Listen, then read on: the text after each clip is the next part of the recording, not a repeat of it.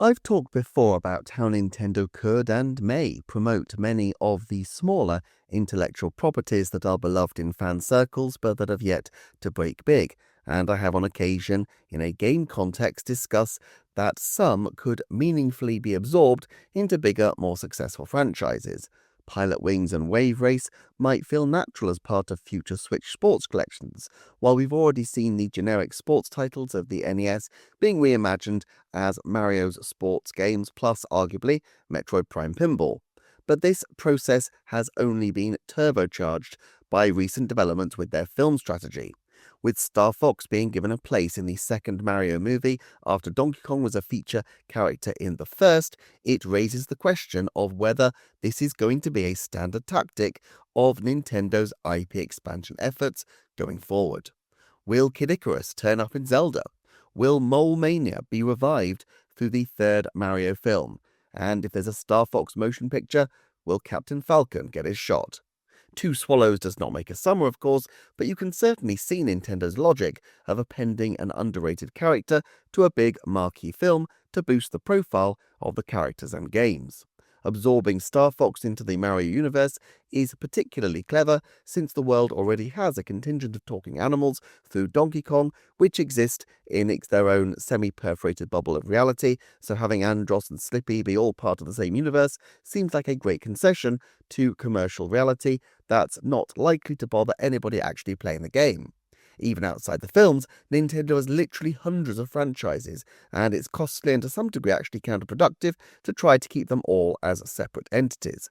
Sometimes these properties have very clear differences in aesthetics and tone and audiences, and they deserve to be kept well separate. Animal Crossing, Splatoon, Metroid, Kirby, and Zelda all do feel very distinct in terms of how their place in the Nintendo skies is carved out, but not every franchise is this way. WarioWare, Donkey Kong, and now Star Fox fit comfortably as the wacky neighbors of the Mario universe. But what about if Nintendo ever wanted to do something with Balloon Fight? Surely it would be better reimagined with Mario or even Splatoon characters. If Punch-Out was indeed too controversial for its stereotypical characters on the Wii, then perhaps using these same mechanics but in a game fronted by, let's say, Bowser or Wario could be a good way forward. I think, as ever, we need to separate out those properties that Nintendo see value in investing in and those that they don't. Many of the banner properties we associate with Nintendo don't need to ride on Mario's coattails all that much.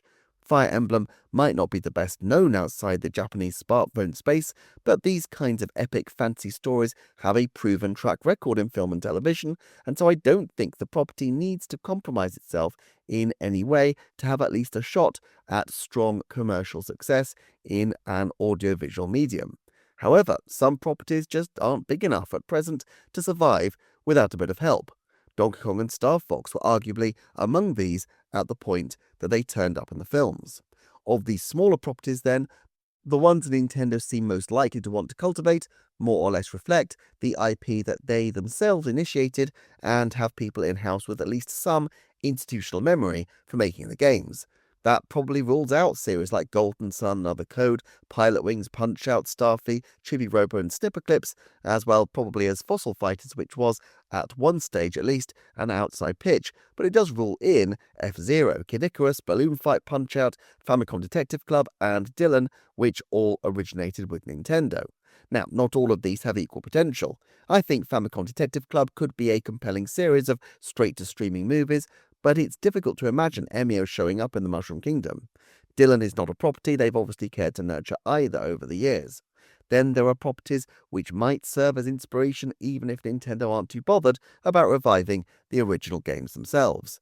Balloon Fight always strikes me as underrated in terms of potential because flying around on balloons is just such an obviously gleeful concept, but it would need a complete reinvention if they wanted to do something new with it, and whether they would even bother to reference such an old game, I'm not so sure about. As I say, Punch-Out and Balloon Fight could probably be replicated reasonably well in the Mario universe. In other cases, any kind of mashup might be really interesting but would lead to something quite different. With the style-savvy director working on Animal Crossing New Horizons, I've sometimes wondered whether that title would be better off reconceived as an Able Sisters spin-off in the Animal Crossing world. We also saw with Wargroove what a Fire Emblem Advance Wars mashup might look like, but what about Advance Wars meets Splatoon, where the terrain inking would completely revolutionize the kinds of tactics you might use? Actually, Splatoon's ink mechanics would make more or less any crossover interesting. Imagine Wave Race in the Splatoon universe with different colors of ink floating on the surface, giving the effect of some of the F-Zero type acceleration mechanics to boot. That then leaves a handful of properties which I think could definitely benefit from the coattails of other franchises, specifically Kid Icarus, F-Zero, and ARMS. These three all have in common that they have extremely strong character IP at the heart of them, and so are commercially quite rich in potential, but they also have game series which have been extremely patchy, each having just one release in the last 2 decades, although of course ARMS was new at the time, so it's a bit unfair perhaps to judge it that way.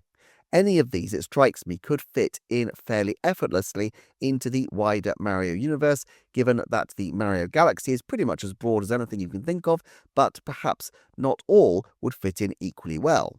F-Zero feels like almost a dead cert to be referenced if and when there's ever a Star Fox film, and it should be noted that Shigeru Miyamoto racked up a supervisor credit, relatively rare for him these days, on F-Zero 99, suggesting that he might have been showing an interest in the property around 2023. As for ARMS, Kosuke Ibuki is clearly passionate about it, but the characters feel like they could fit alongside Mario, at least in the way that WarioWare does, especially if it's only really for the duration of the film, with the game properties remaining distinctively discrete. With the ARMS team mostly working on Mario Kart World 2025, I don't expect a new ARMS game for a few years yet, and so it would be the perfect title to receive a signal boost in the next film.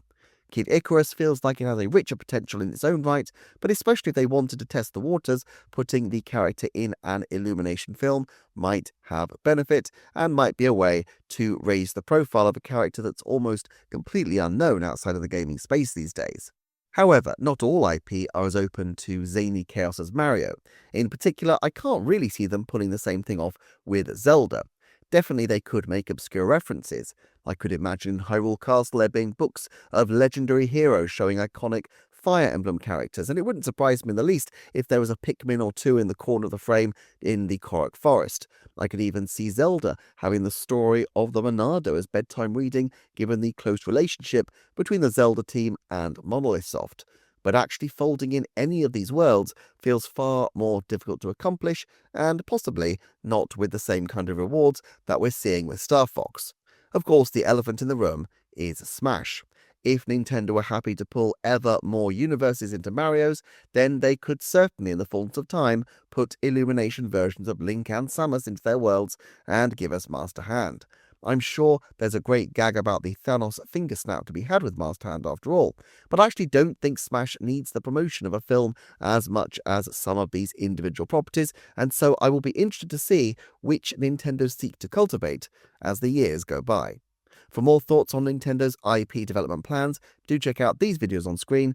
Thank you to the channel's Patreon backers, thanks to you for watching, and I shall see you next time for another Nintendo Forecast.